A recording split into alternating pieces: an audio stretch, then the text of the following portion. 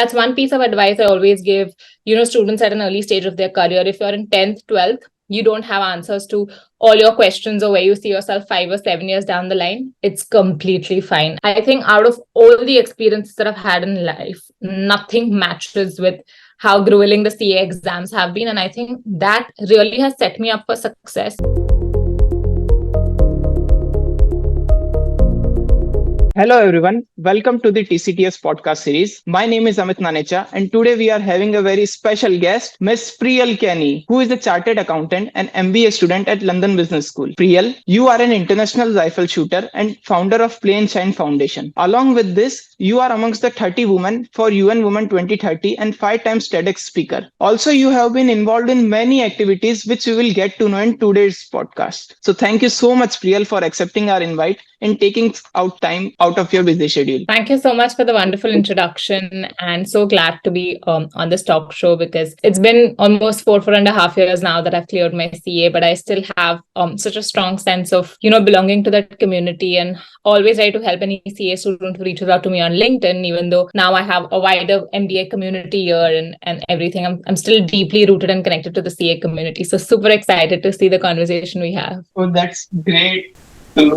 So it is our honor to host you today, Priyal. So let's start our podcast. So we would like to hear from you the journey right from schooling life to college to CA to finally landing into the LBS or London Business School as an MBA scholar. So I've personally had a very unconventional or untraditional career trajectory. I came from a family where nobody had done sport, nobody had done chartered accountancy, or nobody had done MBA. And then these are the 3 biggest milestones of my career till now. So honestly, when I was 14 or 15 years old at the fag end of finishing school and jumping into junior college, there was no grand plan of, what I want to do next. I definitely wanted to continue doing sports because I was into rifle shooting then.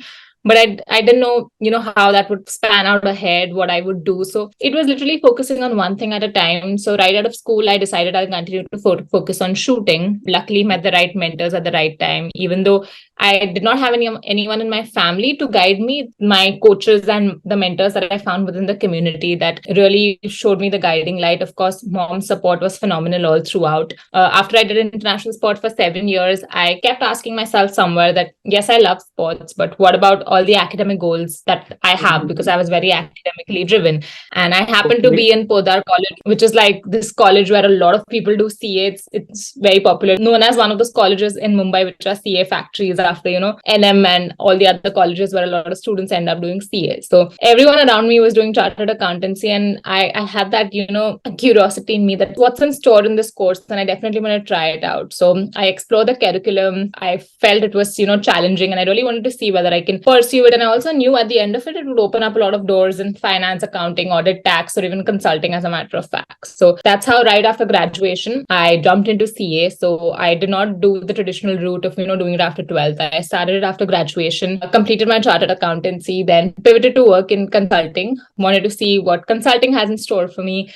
Did that for a couple of years. And it was when I was working within consulting that I found out that, what the MBA program has to offer. And then that's how I made my decision to, apply for an MBA. And that's how I am in London right now. So there was no planned, career plan or trajectory that, this is what I want to do. It was literally one thing unfolding after another, speaking to a lot of people around me, taking feedback from my mentors, acting on it, shifting gears several times. So that's one piece of advice I always give, students at an early stage of their career. If you're in 10th, 12th, you don't have answers to all your questions or where you see yourself 5 or 7 years down the line, it's completely fine. I never had these answers. I figured things out on the go. So will you. So just relax.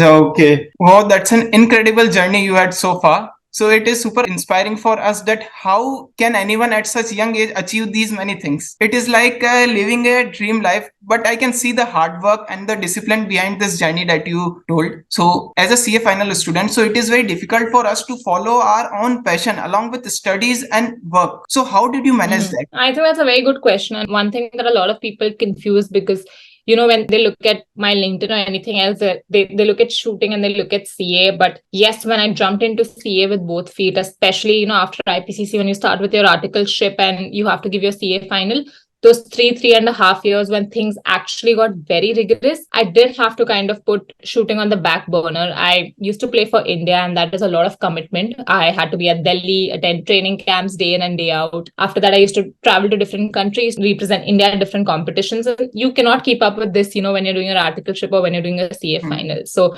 that is a conscious decision I had to take, that, if I step down from this, only then I will be able to pursue CA. But then the big question at that point was, it's now or never. Shooting is such a sport that, I can go back anytime and do it. It's not one of those sports where you retire by the age of 30 or 35. There are shooters at the age of 50 or 55. But I knew CA more or less. It'll happen now or later on in my career. I don't know if I'll circle back to CA ever. Maybe I'll do other things in my career. I also know a lot of people who go on to become chartered accountants at the age of 40, 50. So not disrespecting them in any way. But on a personal note, I felt that, it's now or it's never. And I did not want to let it go. So at that point of time, I did put shooting on the back burner. I stepped down. I used to just play the 1 or 2 main matches that happened through the year, be it the states or the nationals. So yes, though it looks on the outside that I have done a lot of things in my career, it's been milestones at different phases of my life, where it was shooting, then it was CA, and now it's MBA. So that's what I tell people, that don't confuse it at all. Got it. So you took each step one by one. Firstly, you preferred international rifle shooting, then you choose CA, then you pursued MBA. Okay, correct.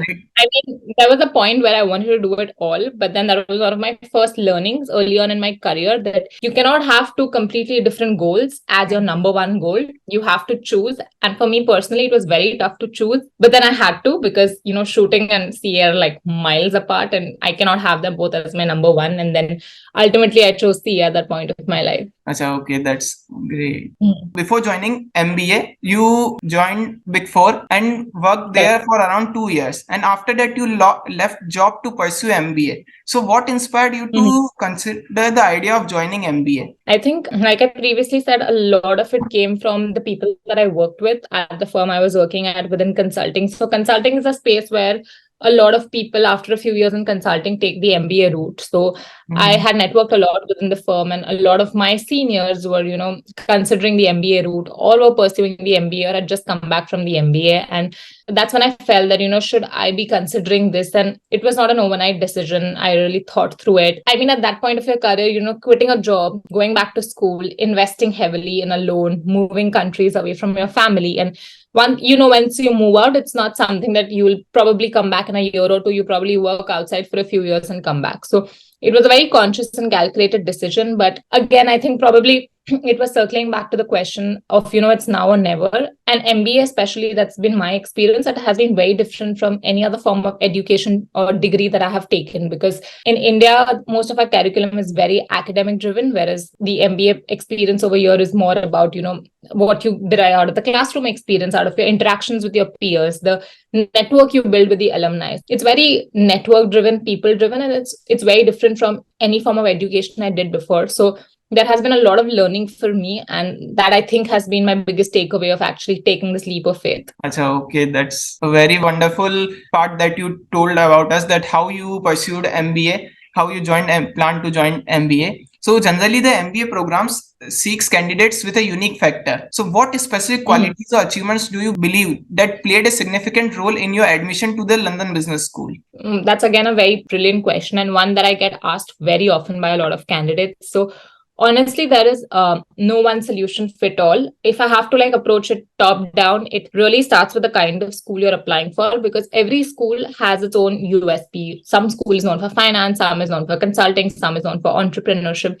So it really depends on which school you're thinking of applying. And, zeroing that on that is a different ball game altogether, where you decide which country you see yourself in the near future, what's the kind of investment it entails, the cost of living expenses. Do you already have family or friends there who can be your support network once you move? So once you've zeroed down on your school, you look at that school and then see what that school is known for. Basis that, how that aligns with your profile, what kind of story you can build and put there. So for me, especially, LBS is known for entrepreneurship and consulting, and that's those are one of the two things that I see myself at a post MBA stage. So, and secondly, I also felt that I wanted to go to the UK because UK programs are much flexible. You can finish them in 1.5 years versus US programs which go on for 2 years. Plus, it's relatively closer to home because it's a 9-hour flight versus a 16-hour flight. Doesn't make a big difference in the larger scheme of things, but all of those reasons made me skew, towards the UK business schools, which is why I decided to look at UK and Europe.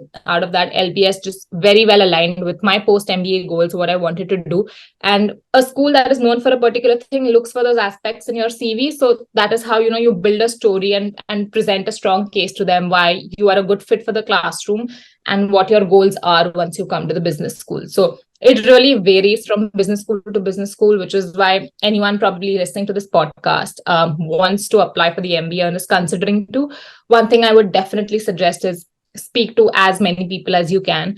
I can't even remember the number of people I literally did cold reach outs to on LinkedIn because, again, no one in my family had ever studied an MBA abroad. So for me, it was literally like firing in the dark. So I literally reached out to people, asked them for a 15-minute call, spoke to them. And after speaking to a lot of people, I kind of, understood where my profile fits, my story fits, and which is like a perfect school that will fit, keeping in mind all these aspects. So it's a long shot. It takes about 4 to 5 months before you figure that out. So if you're planning to apply for an MBA abroad, make sure you give yourself that much of time. Acha, okay. So in your family, there was no other person from this background. So you only have approached to many people for taking the guidance, which shows that how much active that you are. Yeah, you have to kind of put your networking on steroids. But that is, I think, also very important because that is one of the most important skills as an MBA student. MBA is all about the network around you and how you maximize the benefit it has to offer. So that building up that skills when you're applying actually plays in your benefit when you actually come to business school and you have to start networking around. Definitely, MBA also provides us a fantastic opportunity for personal and professional growth also. Yeah, I can't discount that enough. There's every day so many things happening on campus. You literally are stretched between options and you have to choose your battles wisely. What you plan to work on over the next 1 year, prioritize that and then only focus your energy and effort on those. Yes. So as you told that you choose London Business School, but in foreign also there are many colleges such as Harvard, Stanford. So why only London Business School? So it was a accumulation of a lot of factors. Number one, I wanted a flexible program where, if I get the right job opportunity, I wanted to finish studying early within 12 to 15 months and not keep studying for an entire 2 years, stay away from the job market because the current situation of the economy is also such that it literally changes very quickly. So given that entire volatile situation, I wanted more control over when I want to finish my MBA. So LBS offers that flexibility where you can finish your MBA in 15, 18 or 21 months, as long as you've finished studying the minimum number of subjects you're supposed to finish. Secondly, there's a huge aspect of London advantage because when you're studying plus staying in a city like London, even outside of LBS, you have the chance to leverage so many opportunities. And I think thirdly, most importantly, UK has a flexibility where even if you're studying, you can work on a part-time internship. So this entire 1 year that I have been studying, I've not just been studying, I have done 3 internships at startups. Now I'm again looking at doing internship probably in climate tech or something completely different. So like I'm studying, but at the same time, I'm deriving value out of so many other aspects, which you do not get to do if you're just studying at a US business school. So for me, at that point of time, more than just the rankings or the brand name, it was what else does this school or this city that I will be spending the next 2 years of my life and have to offer. Okay. So here you also get the practical exposure that how we have to work in corporates or how we can also start our own startup. It's everything, like anything you want to do. There are clubs on campus. There are a lot of programs that run. For example, you said startups. So LBS has an entrepreneurship club. It has a launch pad. I'm not quite sure. I think a startup launch pad or something where if you have a startup, you can work on your idea for 2 years. So there is literally an opportunity for everything out there when you come to a business school and you're surrounded by 1,000, 2,000 more students on the same journey as you. When you find your peer network, you find your group of people on a similar journey as yours. And it's all about, maximizing those interactions, leveraging each other's networks. It's a lot. Like now when I look at it, 2 years is too short to maximize everything that this particular experience has to offer. Okay. So what did you find more challenging, that the clearing of the CA exams or getting admission to the London Business School, and that too as a scholarship student? To be very, very brutally honest, it is any day the clearing of the CA exams, because I think that really tests your grit, your commitment, your resilience, and a lot of other things. Yes, applying for the MBA program was also, it was stressful in its own way, where you're just putting your essays across, you're trying to convince the admissions board as much as you can, and then you start getting the acceptances and the rejects. But the CA exam is like months of preparation, and then all boils down to those 2 weeks where you have to take 8 papers back to back, and every paper one after another is like, so it literally drains you out to a great extent. Whereas MBA, yes, if you apply in a particular round to 4 or 5 colleges, you have those deadlines, you submit it across, but you don't have to like sit in a 3-hour pressure cooker environment, and you have those 3 hours, you have a pen, you have a paper to actually write everything you studied in the last 5 months, and it all boils down to those 3 hours. That doesn't happen when you're applying for an MBA. So I think out of all the experiences that I've had in life, nothing matches with how grueling the CA exams have been. And I think that really has set me up for success, because now, even though I stepped into the MBA and, it's a new city, you're trying to build your network, you're trying to, London is one of the most competitive job markets, and you're trying to recruit at some of the biggest firms. But it's the confidence that clearing the CA exams has given me, where I, can literally, every time I find myself in a challenging situation here, I'm like, okay, I've dealt with worse. I can do this. I can pull this off. I can wing this. So I think it's hands down the CA exams, which has been my toughest challenge till now. Now, basically, the CA exams teaches us how to be a disciplined guy, how to maintain our focus rather than getting distracted towards other things. So definitely this helps in our personal and professional lives a lot. Correct. And also you mentioned that in UK, especially in London Business School, you have a startup culture. So can you unveil the truth behind the fact and the cultural differences that you found in India as compared to UK? I think culturally, okay, from the basis of the teaching and curriculum, definitely Indian education is more academic driven, whereas here there is equal emphasis on all other aspects. And I think culturally, one thing I would say that really made a huge difference to me was the entire classroom environment. Or, there is, for example, like in India, it's generally, the professor teaching, and it's 70% the professor teaching and 30% what the students in the classroom have to do. Whereas at LBS, it's 80 to 90% of what your classmates in the classroom have to share, because there's cold calling, there's a lot of classroom interaction. The students drive the conversation, which is facilitated by the professor. So a lot of it is about, the experiences that your peers share with you. So that is culturally, number one, very different. And I think secondly, also the fact that, if you come to an MBA, instead of probably studying or submitting assignments, you're actually working on your business idea, you're bringing it to life, you're pitching in front of investors. Like for me, always before I came here, any degree was about study, score good grades in your exam. And, even in India, once you score good grades in your exams, you have a good GPA when you sit for placements, the best company shortlist. Over here, it doesn't work at all like that. In fact, LBS and most of the top business schools have a non-grade disclosure policy, which means only you know your grades. Nobody else finds out your grades. No employer can ask you for your grades. And the sole reason for this policy is so that when you come in, you challenge yourself to study courses which otherwise you wouldn't dare to study. For example, I have a consulting background, but if I want to study a course on private equity, I will not hesitate to study, because, that will screw up my GPA, or that will, give me a very bad grade. It's okay. I will still study, even if worst case scenario, I fail. Nobody else finds out except me and the school that I have failed. I will just put that course behind, do another course, and earn my credits. So that is very different. And for a nerd like me, it was, when I came in, it was so important I need to get the exams right. I need to score good grades. And then suddenly nobody cares even if you get an A+. Now, basically in India, our approach is to get good marks in exams rather than having a practical approach. So as I got to know from you that in LBS, we are having a more of practical approach, which will definitely help in our future prospects also. Coming up on my next question, every aspiring public speaker dreams of delivering a TEDx talk, and you have accomplished this feat 5 times. We would love to hear about your personal experience and the essential qualities one should possess to be a TEDx speaker. So I think essential qualities, you don't really have to be a seasoned public speaker. I wasn't. In fact, very funnily, Stage fear is one of the biggest fears I have. When I was in school, and every time I used to participate in elocutions or just go on stage, there have been instances where I've just developed a cold feet and I've frozen in my place and I've forgotten what I have to say.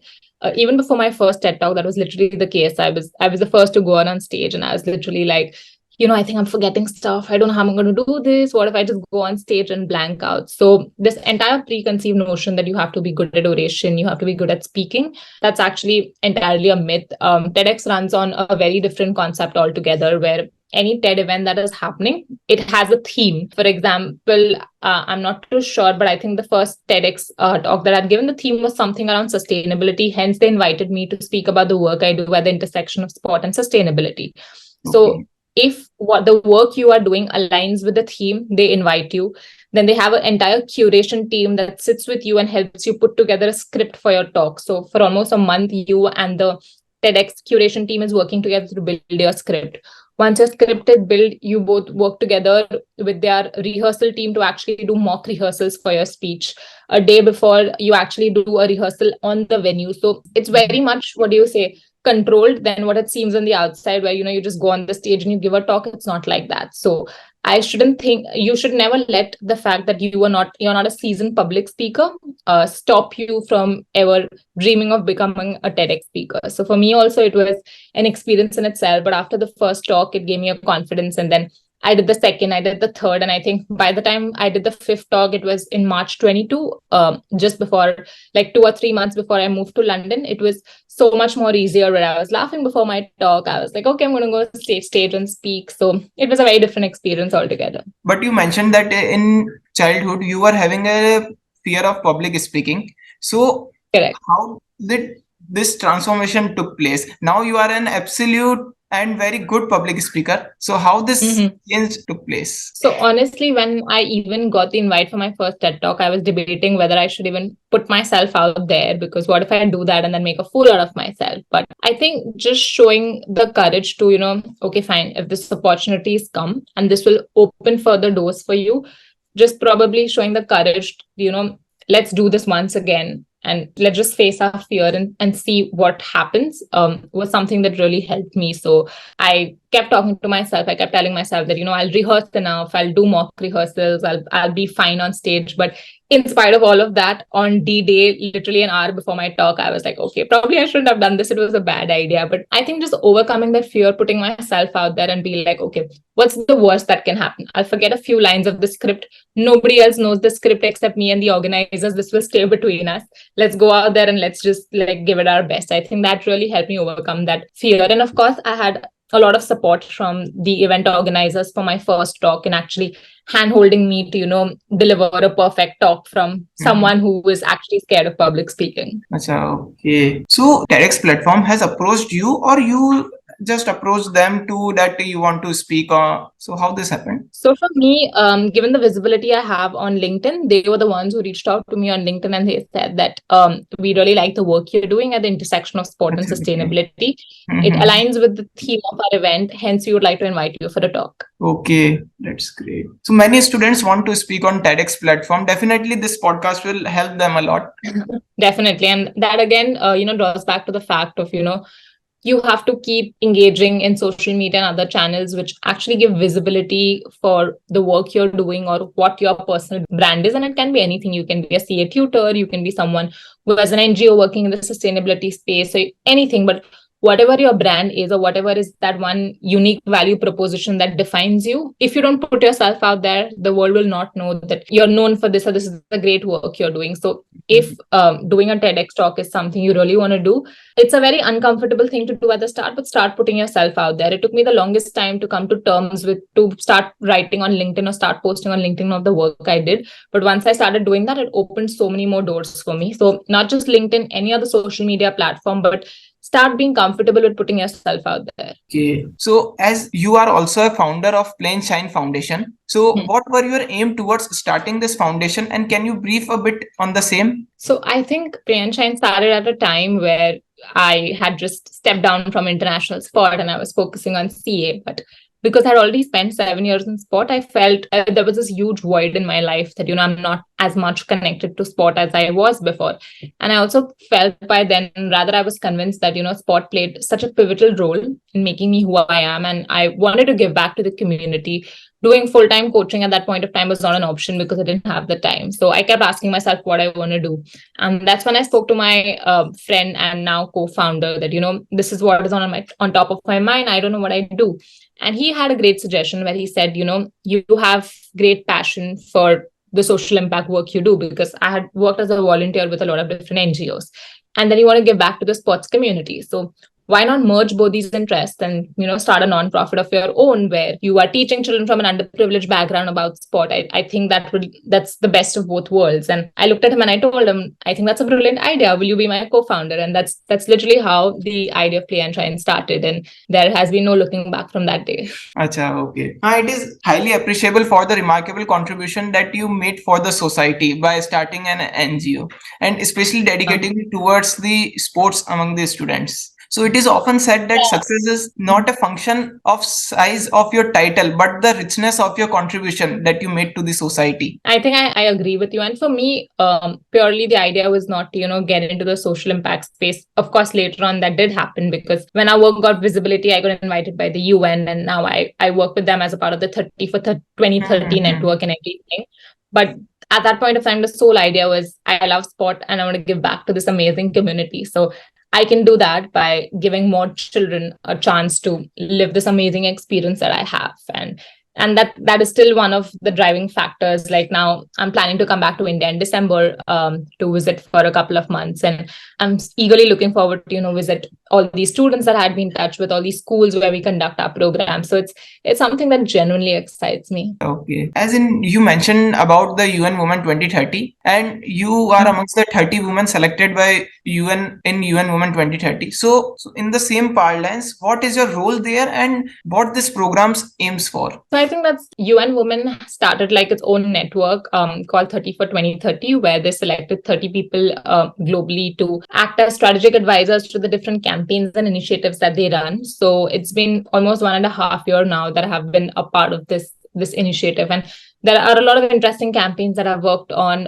There were 16 days of activism. Then I have written a toolkit on ending online gender-based violence against women. So it's a voluntary role, which I do above and beyond, my commitments as an MBA student. And it's a great way for me to work on a lot of initiatives other than women in sport, where I can bring my experience of working in this space, interact with other like-minded people, and actually problem solve on some challenging issues that are out there, centered around gender equality. Okay, so definitely this will contribute a lot for women empowerment and upliftment. We are a pool of more than 1,000 CA plus students living together in hostel. So what we need to keep in mind or do something so that we can have an edge over the other students in terms of becoming an all-rounder achiever. As you are an all-rounder, you are too good in sports, in your academics. So how we can also become such a person? So I think one thing that I realized after really coming to LBS is the power of your peer network or peer community. And since you all already have such a strong community,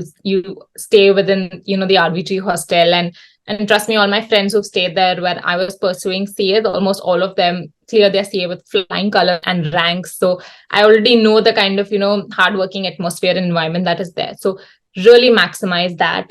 Lean on to each other for your support. Don't hesitate to ask for help. One thing that has always worked for me in every step of my career is I have looked up to my seniors. I have not hesitated to ask for help. And every time they have given me any feedback, I've taken it positively. I have made changes on myself or the decisions I make, and I have acted on it. So since you all belong to a community that has really yielded some of the smartest CAs within, the entire CA community, really leverage onto that network, lean onto each other, support each other, reach out to your seniors, take your advice. Anytime, reach out to me if any of you are considering, applying to an MBA, especially coming to LBS. I'll really be happy to support you and be your strongest cheerleader. So don't really hesitate to leverage onto this community that you are a part of. Thank you so much, Priyal. It was an amazing experience to host you today. Surely looking forward. Thank you so much for inviting me. And I think, like I previously iterated, anyone listening to this podcast and looking at applying for an MBA, especially LBS, just reach out to me on LinkedIn and we can find some time, connect over a quick call, and I'll be happy to help you as much as I can. Yeah, surely looking forward to connect with you on LinkedIn. All right. Thank you so much for inviting me